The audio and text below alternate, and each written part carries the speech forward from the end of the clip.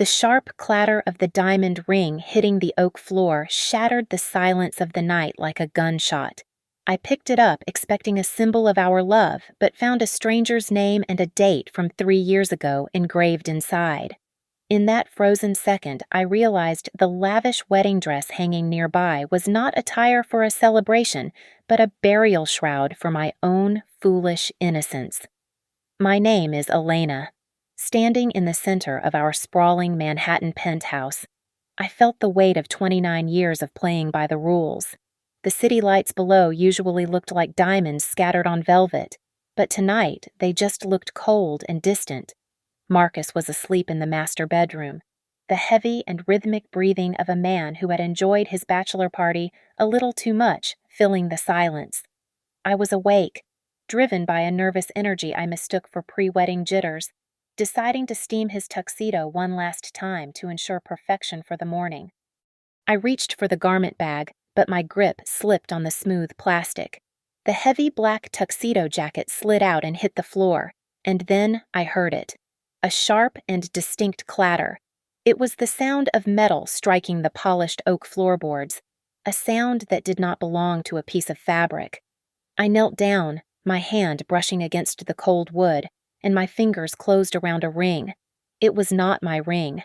It was a vintage piece, a heavy platinum setting holding a diamond that was easily 3 carats, significantly larger and more ostentatious than the modest and modern band Marcus had placed on my finger. My heart began to hammer against my ribs like a frantic bird trapped in a cage. I held the ring up to the moonlight filtering in from the window. Inside the band, the engraving was clear and deep. Vanessa. Next to the name was a date, May 12th, 2021. The air left my lungs. May 12th, 2021. I closed my eyes, my memory rewinding instantly. That was 3 years ago. That was the month Marcus told me he was in London for a merger, 2 months before we had even officially met at that charity gala. He was not in London. He was with Vanessa. Panic threatened to overwhelm me, but a strange and icy instinct took over. I reached back into the inner pocket of the tuxedo jacket where the ring had fallen from. My fingers brushed against something else hard and rectangular. A phone. Not his usual sleek smartphone, but a second device, thinner and easily hidden. I walked into the bedroom, my bare feet silent on the carpet. Marcus lay on his back, one arm thrown carelessly over his head. I looked at the man I was supposed to marry in less than 12 hours. I gently took his hand, the one with the thumb he used for biometrics. He stirred, but did not wake. I pressed his thumb to the sensor.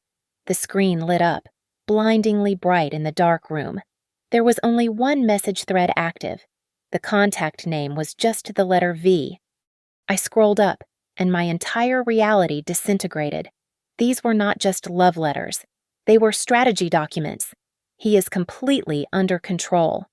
One message from Marcus read, "The polls show a 15% bump with the family man image.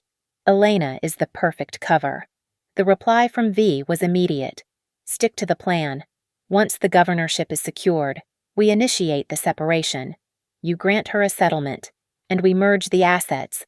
Just make sure the prenup holds. She is clueless. Marcus had typed just 3 hours ago.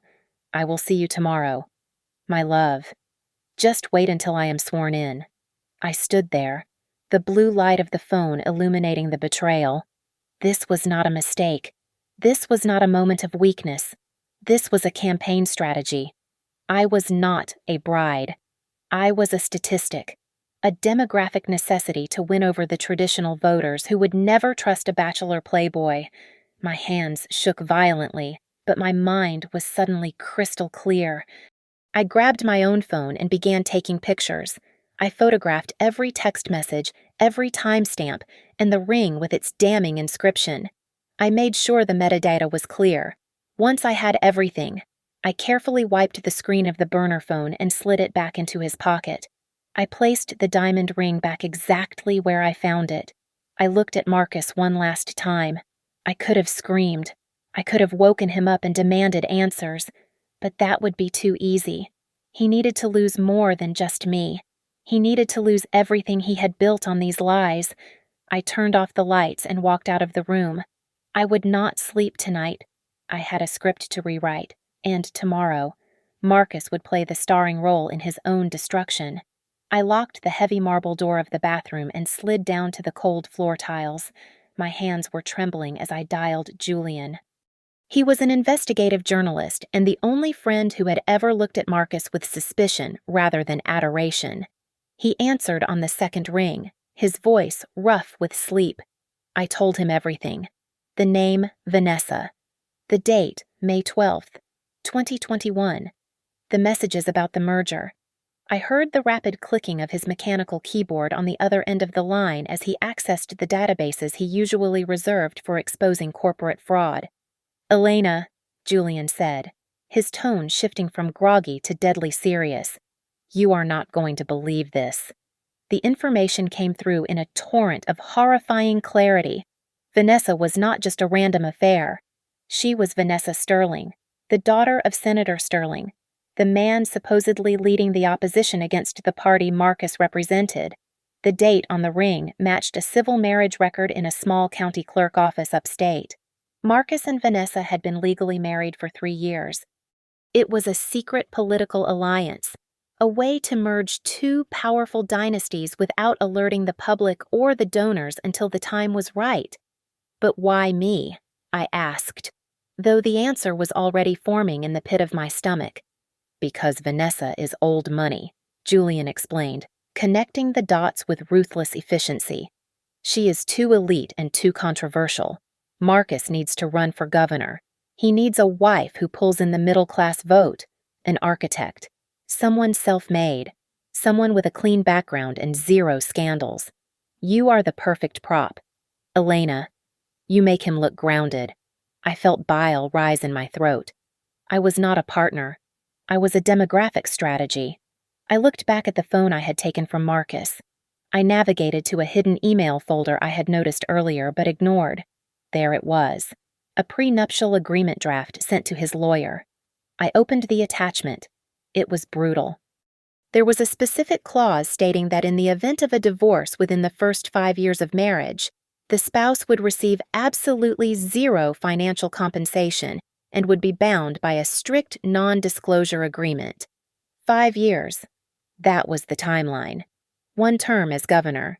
Once he secured the seat and served his time, he would discard me, likely with a manufactured scandal to discredit me, and bring Vanessa out of the shadows. The last 4 years of my life, every date, every expression of love, every promise, had been a meticulously directed scene in a play I did not know I was auditioning for. The tears that had been streaming down my face stopped abruptly. The sadness evaporated, replaced by a searing and white-hot rage. I was not going to be the victim in their political thriller.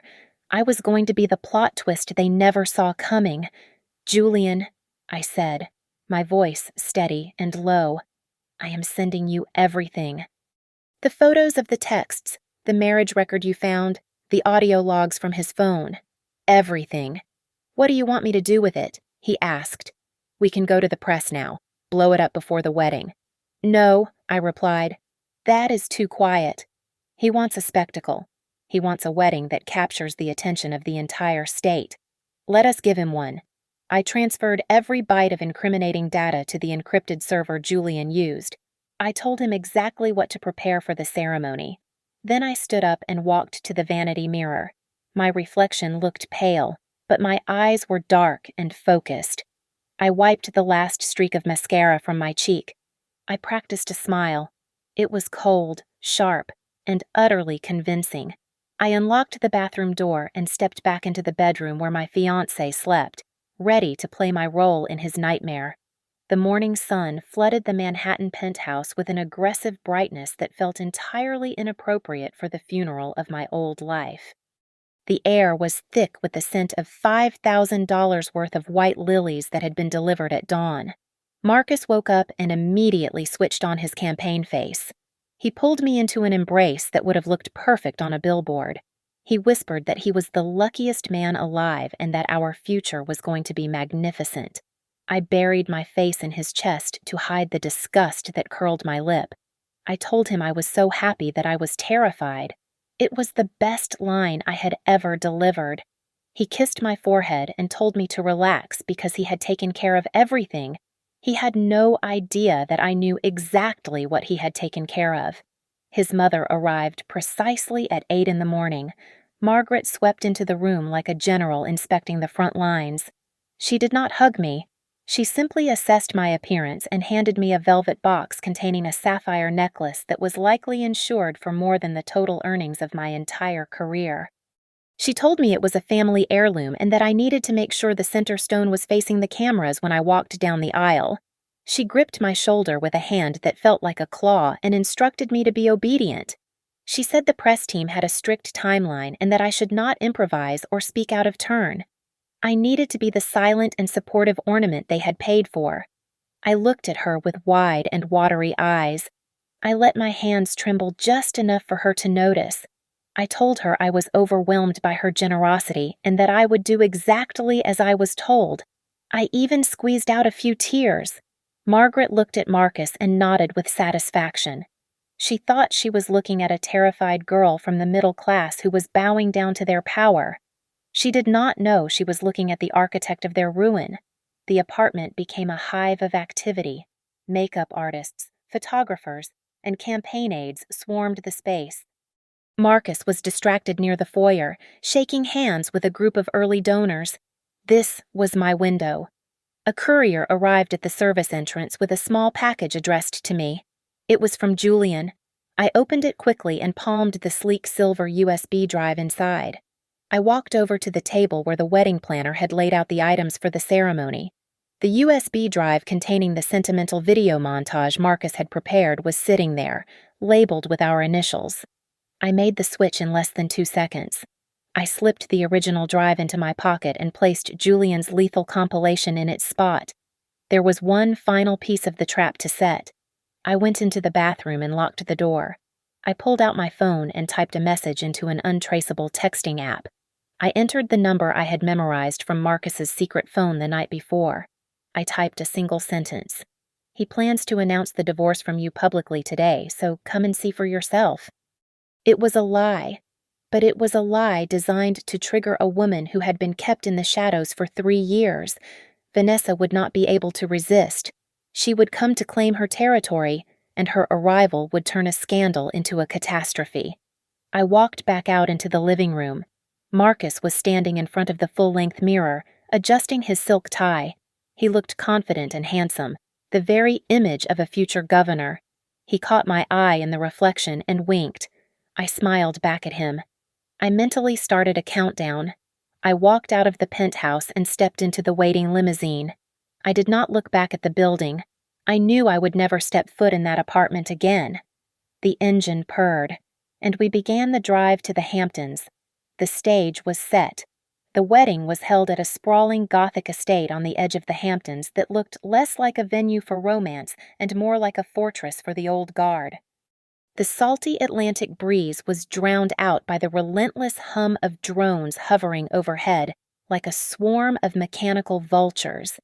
There were easily 200 photographers pinned behind velvet ropes near the entrance, their flashbulbs erupting in a blinding staccato rhythm as soon as I stepped out of the car. It was not a ceremony. It was a press conference disguised in white silk and tulle. I walked the red carpet with the practiced grace of a woman marching to the gallows, though to the world, I looked like a princess approaching her throne. I smiled and waved. My face was a mask of radiant joy, but my eyes were cold scanners, dissecting the crowd. These were not guests. They were investors. I saw heads of major corporations, powerful lobbyists, and media tycoons, all calculating the return on investment for their attendance. Then I saw him, Senator Sterling, Vanessa's father. He was sitting in the front row, the place of honor usually reserved for family. He was leaning forward, laughing at something Marcus had just said, publicly. They were bitter political rivals from opposing parties. Privately, they were father-in-law and son-in-law, sharing a joke about the electorate they were both manipulating. The sight of their camaraderie made my stomach turn. The sheer scale of their hypocrisy was nauseating, but instead of making me weak, it poured concrete into my resolve. If they could lie to millions of people without blinking, I could certainly lie to them for 10 more minutes. Marcus stood at the altar, framed by an arch of imported orchids. He looked devastatingly handsome, playing the role of the smitten groom to perfection. But as I drew closer, I saw the truth in his eyes. He was not looking at his future wife. He was looking at a winning lottery ticket. He was looking at me like I was a piece of prime real estate he had just acquired for a bargain price. He reached out and took my hand, his grip firm and possessive. A tiny crackle of static in my right ear was the only sound that cut through the classical music. I had hidden a microscopic earpiece beneath the heavy layers of my veil. Julian's voice came through, tinny but sharp. "Everything is ready," he said. "Vanessa is on her way. She is furious." A shiver of anticipation ran down my spine. The trap was primed. I stood opposite Marcus and listened to the priest begin the liturgy.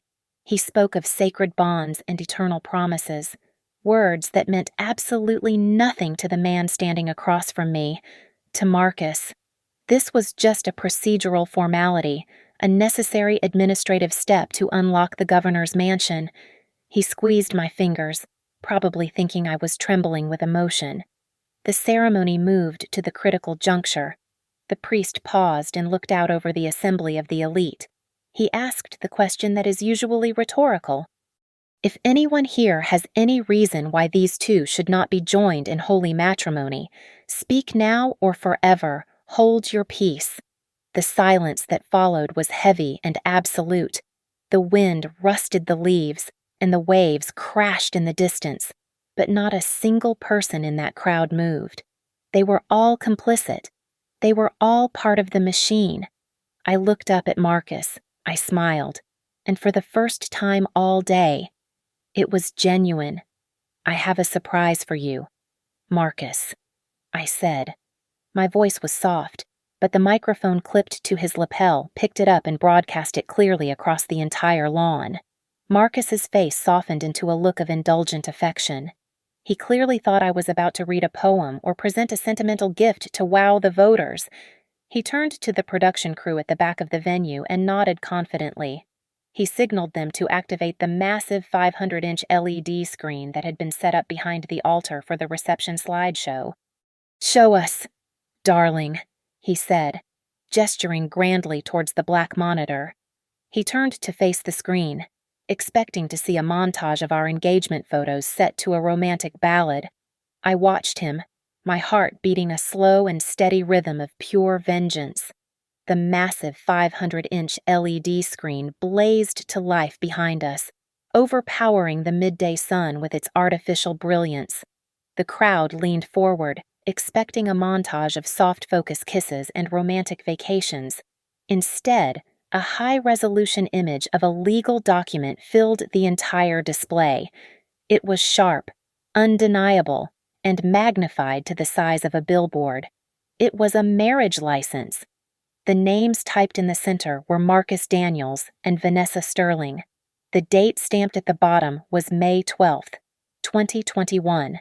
The red seal of the county clerk was visible in high definition, a bloody stamp of authenticity that no amount of spin could erase. A collective gasp sucked the oxygen right out of the garden. It was a physical sound, like a sudden drop in air pressure. In the front row, Senator Sterling turned the color of wet ash. He stood up so abruptly that his heavy wooden Chiavari chair clattered backward onto the stone patio, the noise echoing like a gavel strike.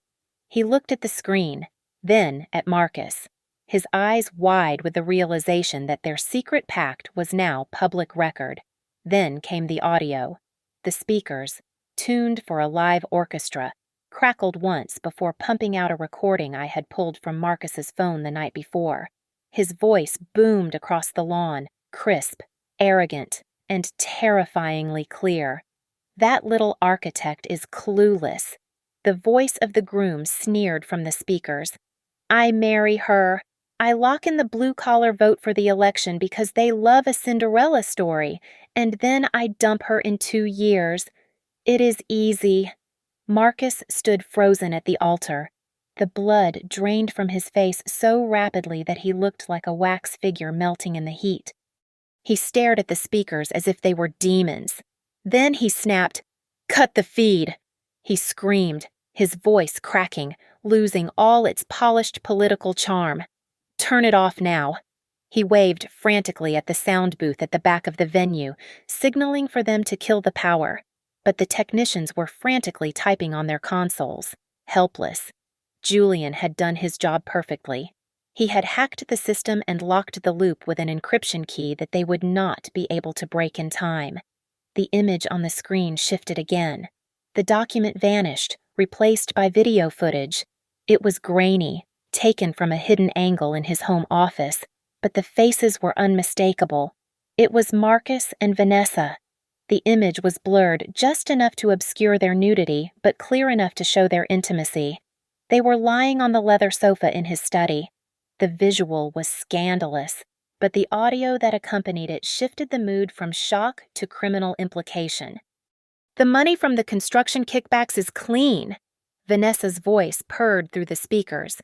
"Dad funneled it through the shell company in the Caymans. No one will trace it to the campaign funds." The atmosphere in the garden shifted instantly from awkwardness to hostility. The guests were not just embarrassed, they were enraged. These were people who protected their reputations with ferocity, and they had just been tricked into attending a celebration of fraud. The booing started low and spread like wildfire. The reporters, realizing they were witnessing the political death of a rising star, broke all protocol. They pushed past the security lines, their cameras raised high, live streaming the collapse of the Daniels dynasty to millions of viewers instantly.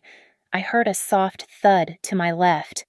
Margaret, who had been standing so proudly just moments ago, had collapsed in a dead faint on the grass, her designer clutch spilling onto the ground. No one moved to help her. The major donors and political allies were already power-walking toward the exits. Heads down, phones to their ears, desperate to distance themselves before the authorities arrived. I stood perfectly still in the center of the hurricane I had summoned. I felt a terrifying sense of calm. I looked at Marcus. He was trembling, his eyes darting around the crowd, looking for an escape that did not exist. He looked back at me, his expression morphing from panic to pure hatred. I reached into the hidden pocket of my wedding dress. My fingers closed around the cold metal of the vintage platinum ring I had found on the floor the night before. I pulled it out.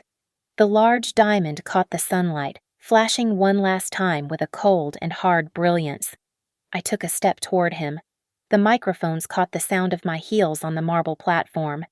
The crowd quieted down slightly, hungry for the final blow. I tossed the ring. It arced through the air and hit the marble floor at his feet with a sharp and dissonant chime. It spun for a second before settling near his polished shoes. "Here is your wife's ring," I said, my voice steady and amplified, echoing off the stone walls of the estate. "Give it back to the rightful owner." Marcus lunged for the microphone, his face twisted in a mask of desperate denial. He was ready to spin another lie, to claim the video was a deep fake or a malicious attack by his opponents. But before his fingers could wrap around the stand, the heavy oak doors of the manor house blasted open with a violence that shook the nearest flower arrangements. It was Vanessa. She stood at the top of the stone stairs looking like a vengeful deity.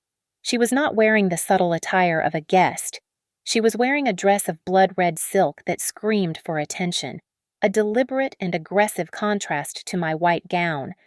Her eyes were wild, fueled by the message I had sent her only an hour before. She had no idea that her secret marriage had just been broadcast to the world. All she knew was that her husband was standing at an altar with another woman, and she believed he was about to discard her for real. She descended the stairs, her heels clicking like gunfire against the stone. The crowd parted for her, too stunned to intervene. She marched straight up the aisle, ignoring the hundreds of cameras turning to track her approach. Marcus froze. He looked like a deer caught in the headlights of a speeding truck. Vanessa stormed onto the raised platform. She did not hesitate. She swung her hand and slapped Marcus across the face with a force that echoed through the silent garden. It was a sound of pure and unadulterated rage. "You bastard!" she screamed, her voice shrill and hysterical. "Is this what you promised me? Is this the plan?" The gathered elite gasped. Marcus stumbled back, clutching his cheek. His composure shattered completely. He was cornered, exposed, and now physically assaulted in front of his entire voter base. The instinct of the politician vanished, replaced by the instinct of a cornered animal.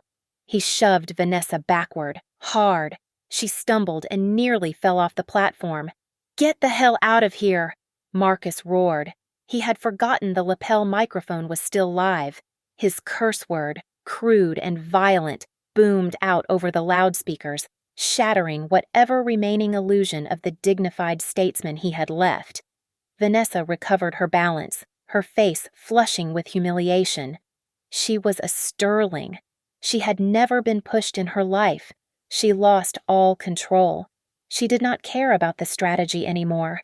She wanted to hurt him as much as she felt hurt. "You push me," she shrieked, pointing a manicured finger at his chest. "After I laundered your money, after my father bought your entire campaign," the crowd erupted. This was not just a scandal. This was a confession.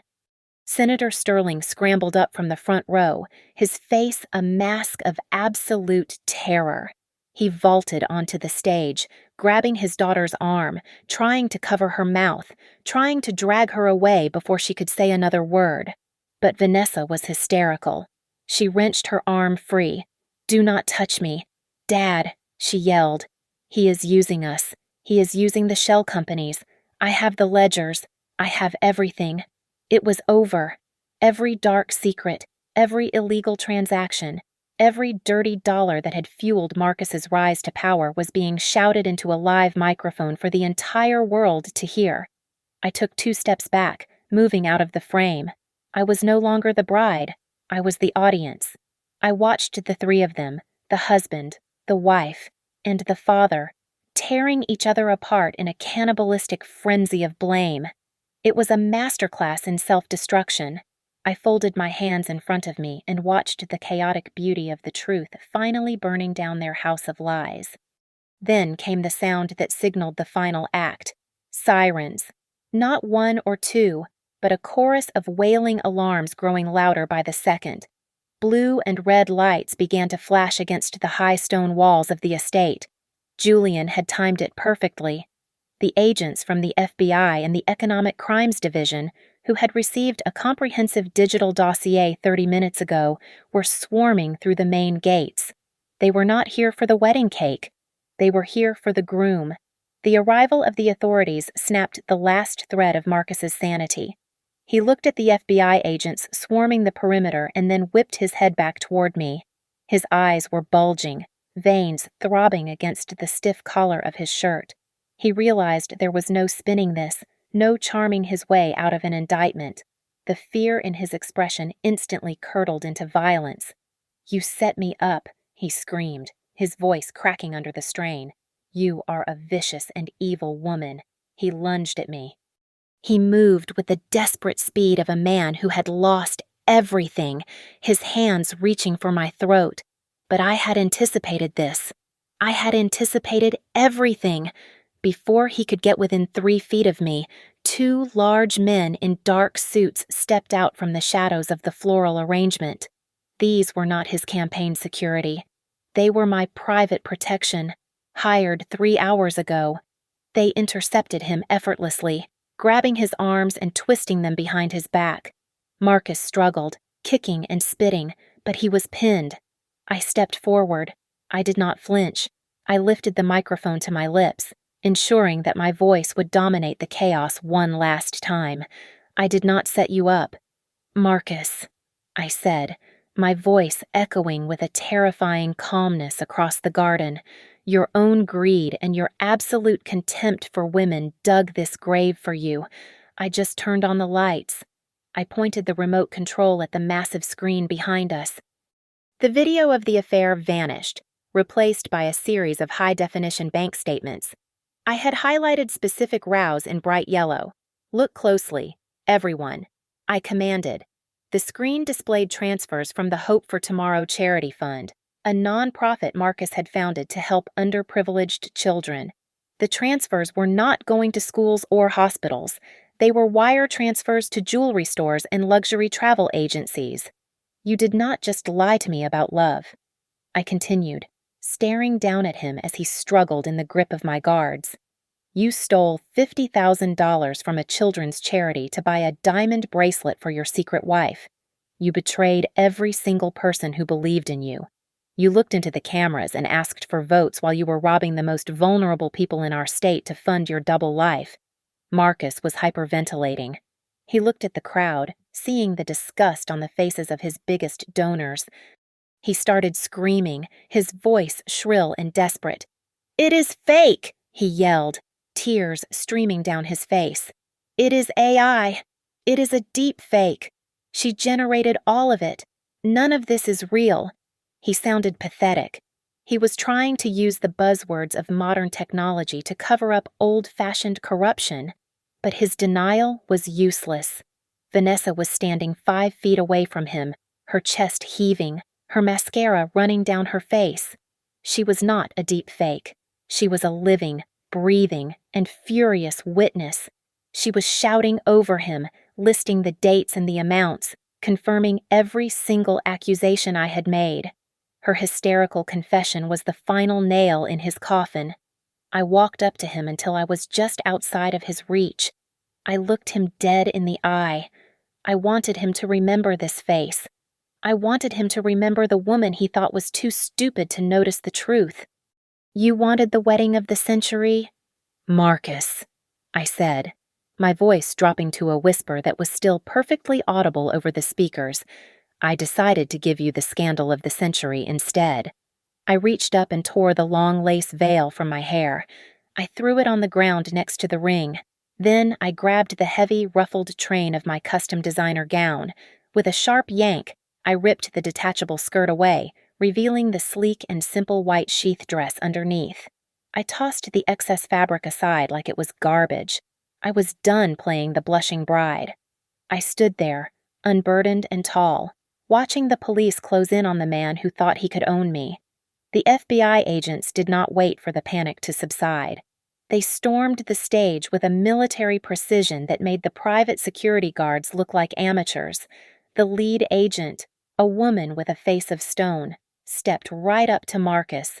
She did not whisper. She spoke with a volume that carried to the first few rows of stunned onlookers. "Marcus Daniels, you are under arrest for election fraud, money laundering, and bigamy." Marcus tried to stammer a protest, but the cold click of the handcuffs locking around his wrists cut him off. It was a sharp and metallic sound that signaled the definitive end of his career. At the same time, 2 other officers approached Senator Sterling. He tried to pull rank immediately. He puffed out his chest and demanded to know if they understood who he was. They knew exactly who he was. They politely but firmly informed him that he was being detained for questioning regarding the illicit campaign financing his daughter had just confessed to on a live microphone. Vanessa stopped screaming. She looked at her husband in cuffs. She looked at her father being led away by the elbow.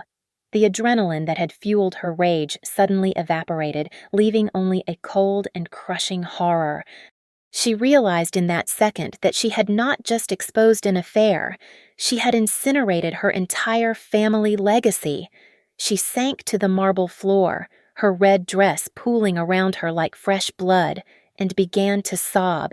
It was a guttural and ugly sound, the cry of a spoiled child realizing she had broken her life into pieces that could never be glued back together. The police marched Marcus down the central aisle. It was a grotesque parody of the wedding procession we were supposed to have. His hair was disheveled, hanging over his sweaty forehead in greasy strands. His tuxedo was rumpled. He kept his head down, trying to hide from the hundreds of camera lenses that were zooming in on his disgrace. This was the image that would define him forever. Not the governor cutting a ribbon, but a criminal being dragged away in shame. The reaction of the guests was a fascinating study in human cowardice. The same people who had been toasting Marcus 10 minutes ago were now recoiling from him as if he were contagious. I heard a prominent banker tell a reporter that he had always had his doubts about Marcus's integrity. I heard a socialite claim she only came because she felt sorry for me. They were already rewriting their own histories, desperate to distance themselves from the blast radius of the scandal to save their own reputations. Margaret regained consciousness just as they were loading Marcus into the back of a squad car near the main gates. She let out a wail that pierced the afternoon air.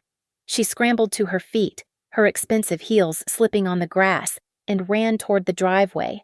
She banged on the window of the police car, screaming her son's name, begging them to stop. No one moved to comfort her. The crowd looked at her with a mixture of pity and disdain. She was no longer the matriarch of a powerful political dynasty. She was just the mother of a felon. I stood on the stone steps of the estate and watched the convoy of police vehicles speed away, their sirens fading into the distance. I took a deep breath. The air tasted salty and clean. For the first time in 4 years, I felt light.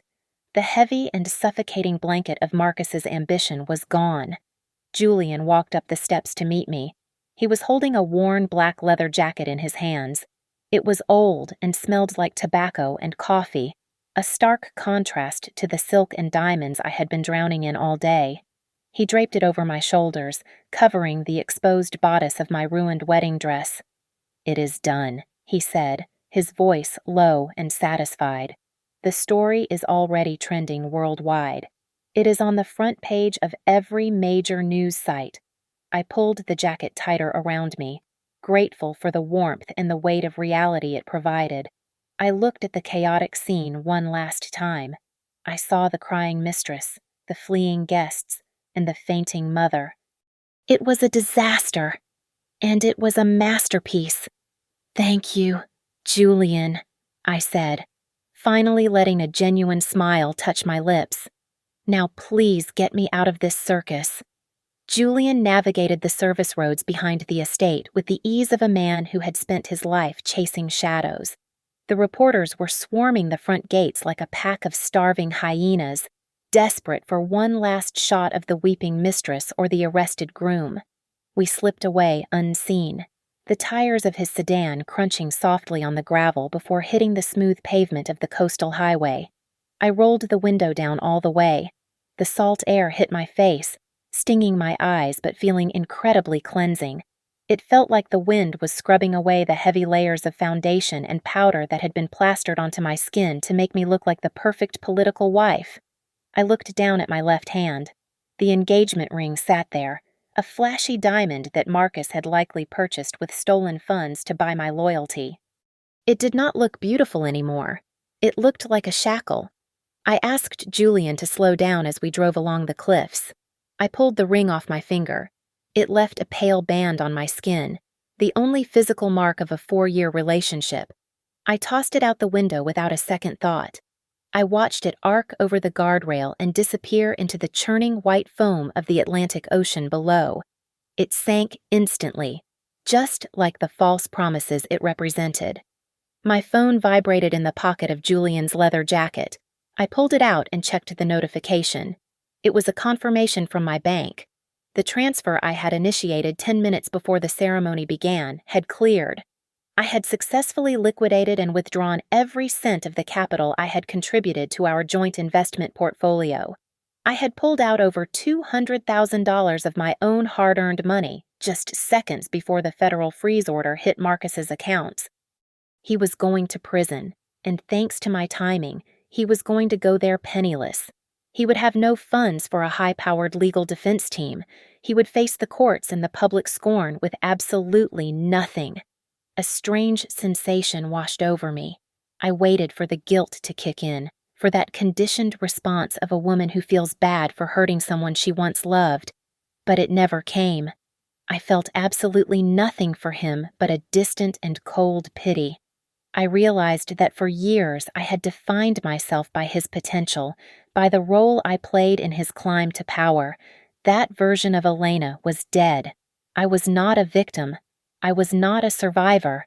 I was simply free. My value did not come from a man, and it certainly did not come from the title of First Lady. I turned to Julian and broke the silence. I told him that by tomorrow morning, the media outlets would be offering millions for the exclusive interview. I told him we should take the highest bid. But I did not want to keep a single cent of it. I wanted to donate 100% of the proceeds to legal defense funds for women trapped in abusive marriages and organizations that fought against coercive control. I wanted my story to fund the freedom of 1,000 other women. This was not just about punishing Marcus.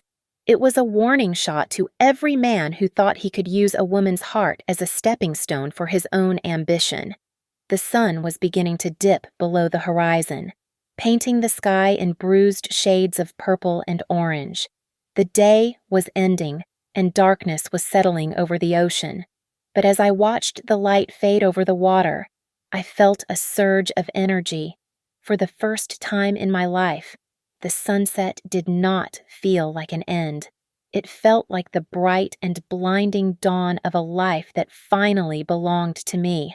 The fluorescent lights of the city detention center hummed with a headache-inducing frequency that smelled of bleach and despair. I sat on the cold metal chair and waited for the guards to bring him in. When Marcus finally appeared on the other side of the reinforced glass, he was unrecognizable. The dashing politician who had charmed half the state 24 hours ago was gone. In his place sat a man who was broken, unshaven, and trembling with a mixture of rage and withdrawal. He picked up the phone receiver with hands that shook violently. "Why?" he hissed, his voice cracking and desperate. "You could have had it all, Elena. You could have just kept your mouth shut and been the governor's wife. We would have lived like royalty. Why did you have to burn it all down?" I looked at him, really looked at him, and realized I felt absolutely nothing. No anger, no love, just the indifference one feels toward a stranger. I leaned forward, my voice steady and calm, because I would rather be a struggling architect with my soul intact than a plastic doll locked in your glass display case. I replied. I placed a thick envelope on the metal counter between us. He stared at it with wide eyes. "My lawyer filed this morning," I said. "It is a lawsuit for emotional distress, fraud, and a formal annulment of our engagement contract. I am not just leaving you, Marcus. I am ensuring you never profit from my name again. This is the bill for wasting 4 years of my life." I hung up the phone before he could scream again. I stood up and turned my back on him, leaving him shouting silently behind the soundproof glass. I walked out of the heavy steel doors and into the gray afternoon. A light rain had started to fall. A gentle and rhythmic drizzle that felt like it was washing the grime of the last day off the sidewalks and off my skin. I pulled out my phone. I went to my contacts and found his name. Delete. I went to my gallery, scrolling through 4 years of memories, the trips to Cabo, the galas, the quiet dinners that were all part of his act. Select all. Delete. The screen went blank for a second before refreshing. The only image left was a photo I had taken 10 minutes ago of a patch of blue sky breaking through the storm clouds. Julian was waiting for me at a small coffee shop across the street. He was not waiting with flowers or a grand romantic gesture. He was waiting with 2 steaming black coffees and a look of deep respect. We did not hug. We simply nodded at one another. It was not the start of a new romance. It was something better. It was the acknowledgement of 2 soldiers who had survived a war together. "What now?" he asked, sliding a mug toward me. "Now," I said, taking a sip of the hot coffee, letting the warmth spread through my chest. "I go back to work. I am going to build buildings that stand on solid concrete, not castles built on sand." I looked down at my feet. I had traded the blistering high heels and the suffocating designer gown for a pair of worn canvas sneakers and jeans. I felt the pavement under my soles, solid and real. I pushed the door open and stepped out into the bustling city street. The rain had stopped, and the sun was breaking through. I did not look back at the jail. I did not look back at the past. I just started walking, one step at a time, into a future that finally belonged entirely to me. Thank you so much for listening to my story. I would love to know where you are tuning in from, so please drop a comment below and share your thoughts on Elena's revenge. If you enjoyed this video, please make sure to subscribe to the channel Lily Revenge Stories, hit the like button, and press the hype button to help this story reach even more people.